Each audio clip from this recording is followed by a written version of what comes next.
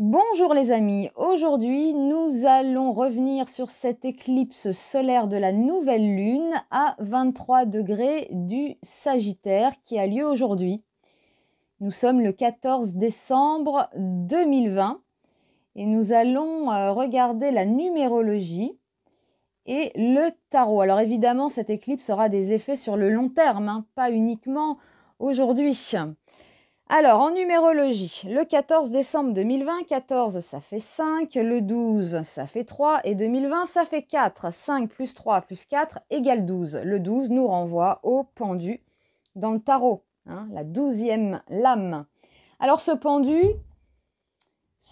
est en mauvaise position, effectivement. Il a la tête en bas, il est pendu par le pied, les mains sont attachées derrière le dos, donc il est impuissant. C'est une carte, on le sait, qui nous parle de blocage et de retard. Évidemment, il ne sera pas à l'heure vu sa position. Et ce pendu peut aussi avoir été sacrifié.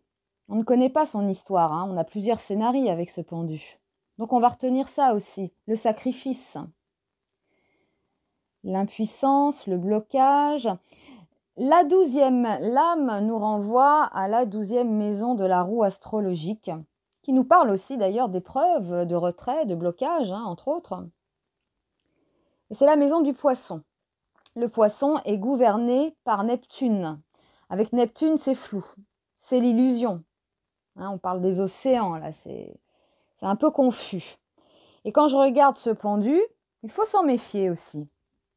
Alors je vous dis qu'il a les mains attachées derrière le dos. Mais je n'ai aucune preuve. Je ne vois pas là, derrière. Et puis, il a cette jambe positionnée d'une façon particulière. Alors, il m'intrigue ce pendu. Donc, il faut s'en méfier. Nous sommes quand même sur la lame 12. Neptune, la confusion.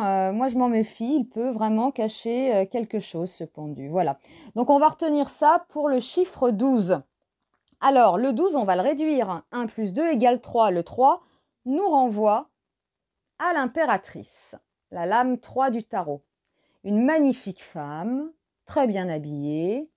Elle est belle, vraiment, au milieu de la nature. Ça a l'air sympa, ce décor-là. Bon, alors, l'impératrice, avec cette nature, cette beauté, nous fait penser à la terre-mère. Et la lame 3 nous renvoie à la 3e maison astrologique, la maison du Gémeaux gouvernée par Mercure. Le 3 aussi peut nous faire penser à la Trinité. Donc on va retenir ça, Mercure. Pourquoi Mercure? Alors, on va revenir à cette éclipse solaire. Le Soleil et la Lune sont conjoints à 23 degrés. Et à 20 degrés, nous avons Mercure, justement. Mercure est vraiment très proche de cette nouvelle lune. Et nous avons ces 3 points carrés à Neptune. Mercure, carré à Neptune, l'impératrice, carré au pendu. Donc là, on peut avoir de grands mouvements avec Mercure. D'eau, les océans, j'en avais parlé d'ailleurs dans ma vidéo Les 4 cavaliers de l'Apocalypse, par rapport à cette éclipse solaire. Montée des eaux, tempête, mouvement, Neptune, les océans, les vents. Bon. Et on peut aussi avoir l'esprit confus. Mercure, c'est le mental. Donc là, on peut nous raconter des cracks, être manipulé. Et ça peut parler de fraude, voilà, de triche. On va retenir ça. L'impératrice, Mercure, carré à Neptune, le pendu, qu'on retrouve donc dans cette éclipse solaire. Alors nous aurons aussi Mars qui va faire son dernier carré à Pluton, tant mieux. Et Jupiter et Saturne qui se rapprochent là, quasiment en conjonction sur les derniers degrés du Capricorne. Ça se prépare à rentrer en Verseau pour le 21 décembre. Donc c'est intéressant de regarder la numérologie de cette éclipse solaire qui correspond aux lames du tarot. Mercure l'impératrice, la terre-mère, carré à Neptune. Donc la terre-mère dans la confusion, dans le blocage évidemment aussi, impuissante.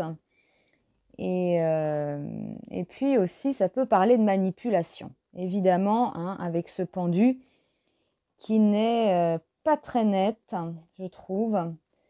Il faut s'en méfier. Voilà, hein. Il va falloir dépendre ce pendu. Donc voilà les amis, je vous embrasse. Je vous souhaite une excellente éclipse solaire et à très vite.